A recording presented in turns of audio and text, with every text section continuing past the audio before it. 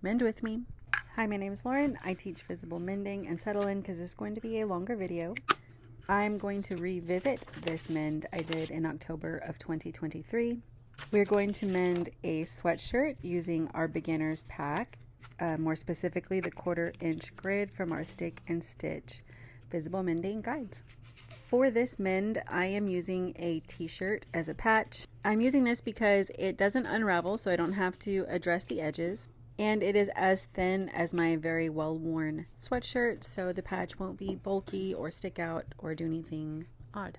After taking a look and deciding how much of the Stick and Stitch grid I would need, I cut it in half. Then I used that piece of pattern to cut a larger piece of my patch fabric. Once I have my patch fabric in place, I use some straight pins to pin down the patch and a contrasting thread, and I base stitch the patch in place. This way I don't have to have any straight pins while I'm sewing, and those are going to get in the way. They're not only going to poke you, but they'll get in the way of your thread, as you'll see here. I'm going to use the whip stitch and the thread color that I'm using for my project. I did also use small pins to pin the hole in place.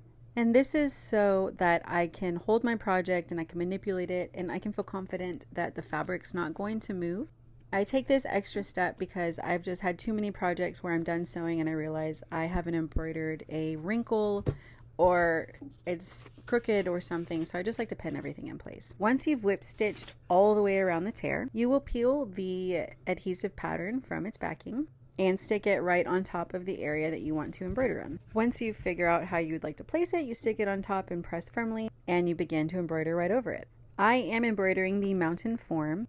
I'm going to have this animation playing up on top while I'm embroidering this whole thing. I think the repetitiveness will help you make sense of the pattern. How you embroider this is you choose where the middle is going to be, and that doesn't have to be necessarily the middle of your mend. You can start off center, or you can get creative however you'd like. To begin stitching, you will use the running stitch and embroider every other dashed line, and then hop over to your next line and embroider the same group of lines going down the other direction. You should have a row of 2 parallel dashed lines. From that point, you embroider to the left and to the right of those dashed lines, staggered lines. Now I chose mine to be a diamond pattern. So as I embroidered out to the left and right, I embroidered one less line on the top and the bottom until I got to 1 dash. And because this is a grid and everything is symmetrical, going from the 2 parallel lines that make a cross, you do that going left, going right, then up, then down. This is what it'll look like when you're finished.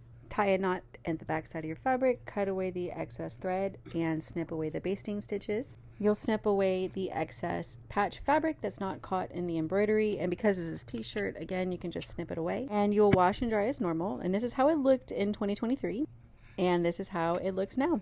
This really held up. This sweatshirt I wear around the house all the time. Again, personally, I really love using t-shirt as a patch fabric. I used it in the collar. All of the mends on these sweatshirts you can find on my social media. If you're here on TikTok, I'm on Instagram and YouTube as well. Thanks for watching. I hope you found this useful, and I'll catch you on the next.